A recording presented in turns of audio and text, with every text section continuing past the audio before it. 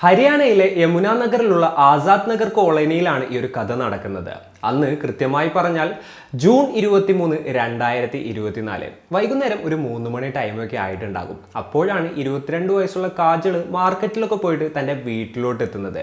വീട്ടിലെത്തി എത്ര തവണ കോളിംഗ് ബെല്ല് അടിച്ചിട്ടും ഡോർ ഓപ്പൺ ആകുന്നുണ്ടായിരുന്നില്ല.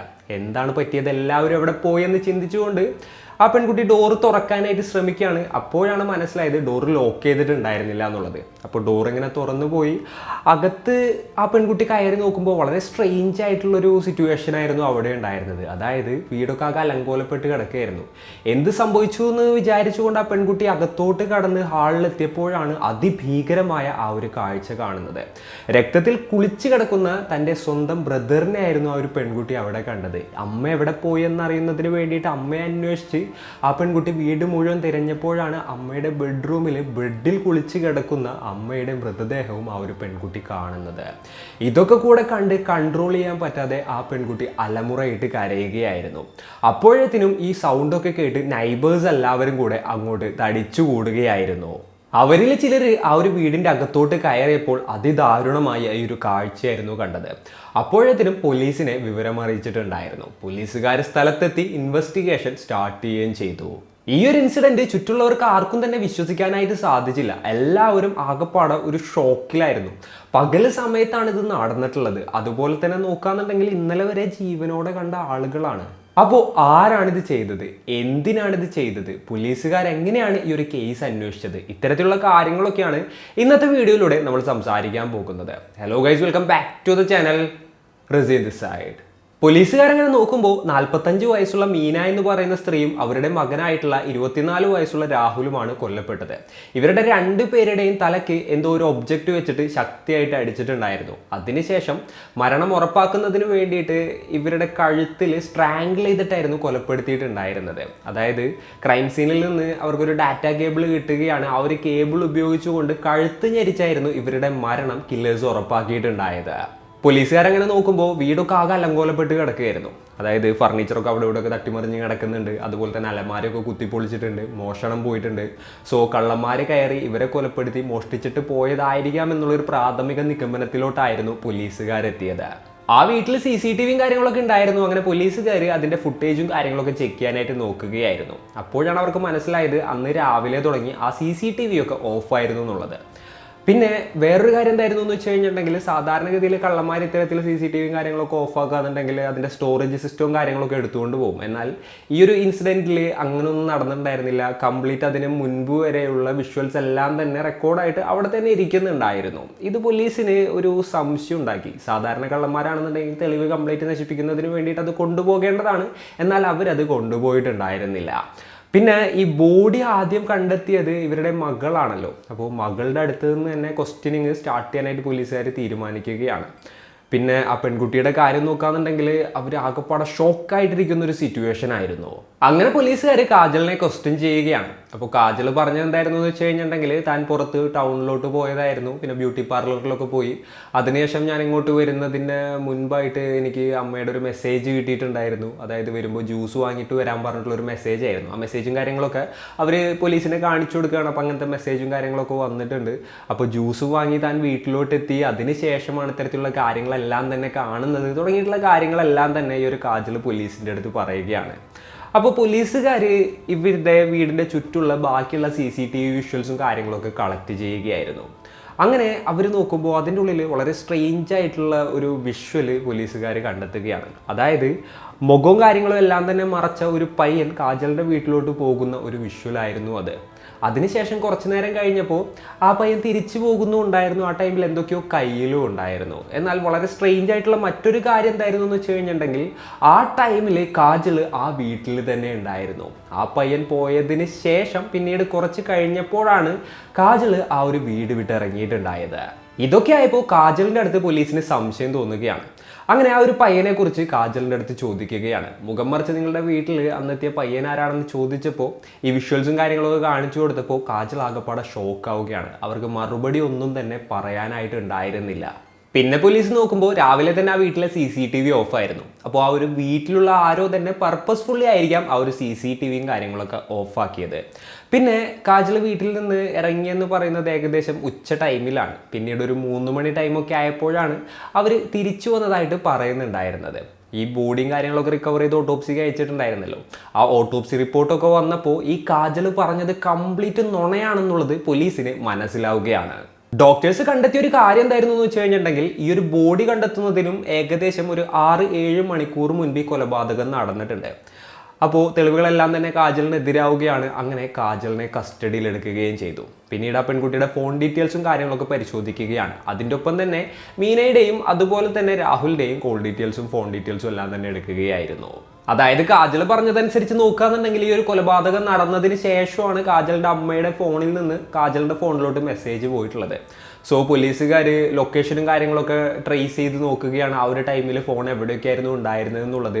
അപ്പോൾ പോലീസിനൊരു കാര്യം മനസ്സിലാക്കാൻ സാധിച്ചെന്തായിരുന്നു എന്ന് വെച്ച് കഴിഞ്ഞിട്ടുണ്ടെങ്കിൽ, ആ കാജലിൻ്റെ ലൊക്കേഷനിൽ തന്നെയായിരുന്നു അമ്മയുടെ ഫോണിൻ്റെ ലൊക്കേഷനും ഉണ്ടായിരുന്നത്. അതായത് 2 ഫോണും ഒരേ ലൊക്കേഷനിലായിരുന്നു.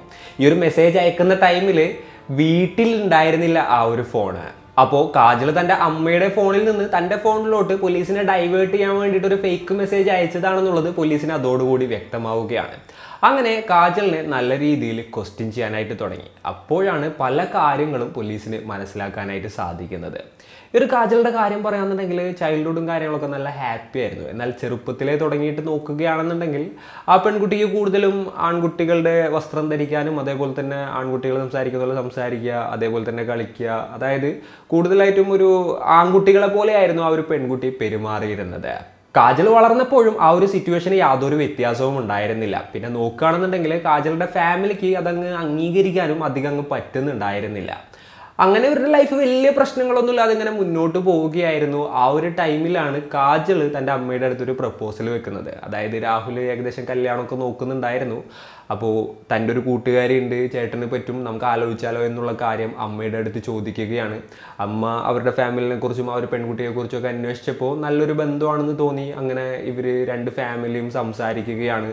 രാഹുലിനും ആ ഒരു പെൺകുട്ടിയെ ഇഷ്ടപ്പെട്ടു, ആ പെൺകുട്ടിക്കും രാഹുലിനെ ഇഷ്ടപ്പെട്ടു. അങ്ങനെ ഇവരുടെ വിവാഹം നടക്കുകയും ചെയ്തു. വിവാഹം നടന്ന് ആദ്യത്തെ കുറച്ച് നാളൊന്നും വലിയ പ്രശ്നങ്ങളൊന്നും ഉണ്ടായിരുന്നില്ല. എന്നാൽ ഒരു ദിവസം അവരുടെ ആ ഒരു ജീവിതം തന്നെ കീഴ്മേൽ മറിയുകയായിരുന്നു.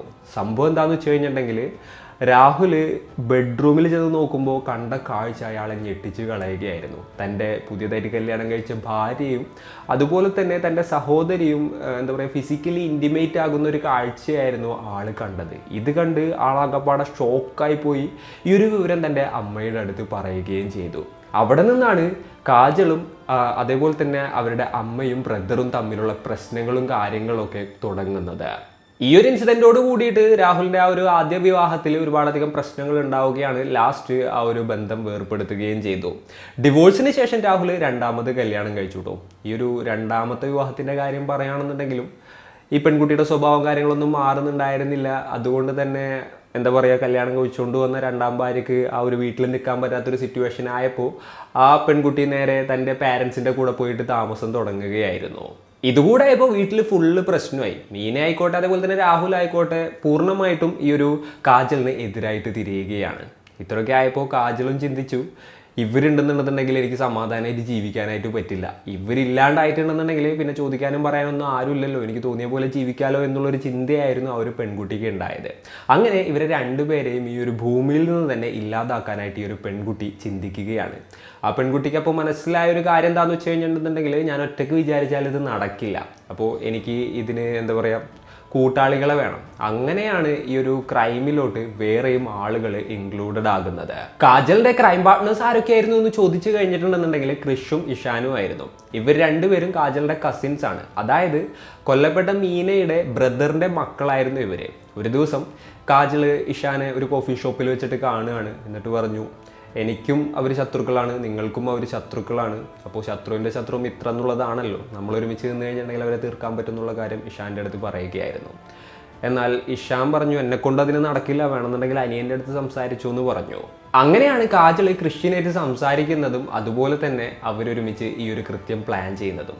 അപ്പോൾ നിങ്ങൾ ചിന്തിക്കുന്നുണ്ടാവും, ഈ ഒരു മീനയും അതുപോലെ തന്നെ ഈ എന്താ പറയുക അവരുടെ ബ്രദറിൻ്റെ മക്കളും തമ്മിൽ എന്താണ് ഇഷ്യൂ എന്നുള്ളത്. 2020 കോവിഡിൻ്റെ ടൈമിലാണ് ഇവർക്കിടയിലുള്ള പ്രശ്നങ്ങൾ തുടങ്ങുന്നത്. ആ ഒരു സമയത്താണ് കോവിഡ് ബാധിച്ച് മീനയുടെ അമ്മ മരിക്കുന്നത്.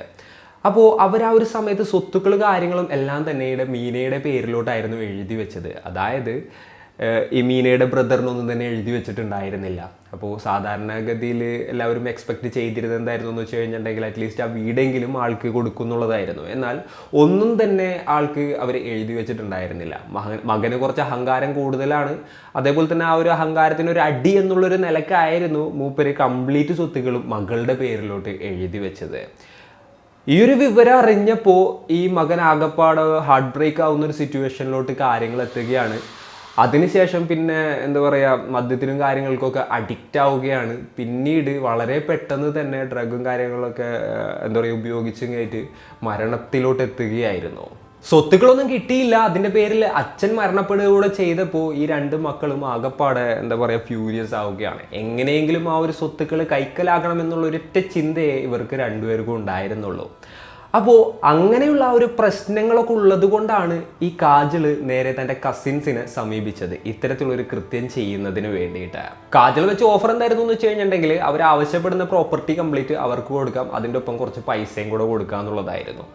അതിന് ആദ്യം ഈ ഒരു ഇഷാൻ പറ്റില്ല എന്നൊക്കെ പറഞ്ഞെന്നുണ്ടെങ്കിലും പിന്നീട് എന്താ പറയുക കൃഷിയൂടെ വന്നു. മൂപ്പര് ഇതേപോലെ കൃത്യങ്ങളും കാര്യങ്ങളൊക്കെ ചെയ്യാമെന്ന് പറഞ്ഞു. അവസാനം ഇഷാനും സമ്മതിക്കുകയായിരുന്നു. അങ്ങനെ ഇവർ എല്ലാവരും കൂടെ കാര്യങ്ങളൊക്കെ പ്ലാൻ ചെയ്യുകയാണ്. പ്ലാൻ ചെയ്ത പ്രകാരം ജൂൺ 23 രാവിലെ ഒരു 9 മണി ടൈമൊക്കെ ആയപ്പോൾ മുഖവും കാര്യങ്ങളൊക്കെ മറച്ചുകൊണ്ട് ആള് ആ ഒരു വീട്ടിലോട്ട് കയറുകയായിരുന്നു. കാജൽ ഓൾറെഡി അവിടുത്തെ CCTV കാര്യങ്ങളൊക്കെ ഓഫ് ചെയ്തിട്ടുണ്ടായിരുന്നു. വീട്ടിൽ ആ സമയത്ത് രാഹുൽ ഉണ്ടായിരുന്നില്ല. രാഹുൽ പുറത്തു പോയേക്കായിരുന്നു. ആ സമയത്ത് ഇവരുടെ അമ്മ ഫോണിൽ നോക്കിയിട്ട് റൂമിൽ കിടക്കുകയായിരുന്നു. ഇത് തന്നെയാണ് കൃത്യമായിട്ടുള്ളൊരു ടൈം എന്ന് മനസ്സിലാക്കി ഇവർ രണ്ടുപേരും കൂടെ ആ ഒരു മുറിയിലോട്ട് ചെന്ന് ഒരു ഇരുമ്പിൻ്റെ റോഡ് എടുത്ത് അമ്മയുടെ തലക്കൊരു അടി അടിക്കുകയായിരുന്നു. അടിയിൽ ബോധം പോയി. അതിനുശേഷം അവിടെ ഉണ്ടായിരുന്ന ഒരു ഡാറ്റ കേബിൾ എടുത്തുകൊണ്ട് ഇവർ രണ്ടുപേരും ആ ഒരു സ്ത്രീയുടെ കഴുത്ത് ഞെരിച്ച് കൊലപ്പെടുത്തുകയാണ്. പിന്നീട് ബ്രദർ വരുന്നതിന് വേണ്ടി അവർ രണ്ടുപേരും വെയിറ്റ് ചെയ്തു. രാഹുൽ വീട്ടിലോട്ട് എത്തിയതിന് ശേഷം എങ്ങനെയാണോ ഈ ഒരു മീനയെ കൊന്നത് അതുപോലെ തന്നെ രാഹുലിനെയും ഇവർ കൊലപ്പെടുത്തുകയായിരുന്നു.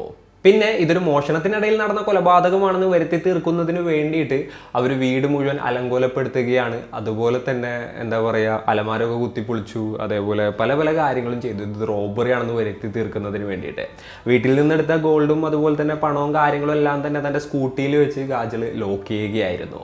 അങ്ങനെ അതിനുശേഷം കൃഷി വീട്ടിലോട്ട് പോയി. പിന്നീട് കുറച്ച് കഴിഞ്ഞപ്പോൾ കാജൽ മാർക്കറ്റിലോട്ട് ഇറങ്ങുകയാണ്. അവിടെ കുറേ നേരം കറങ്ങി നടന്നു, പാർലറിലൊക്കെ പോയി.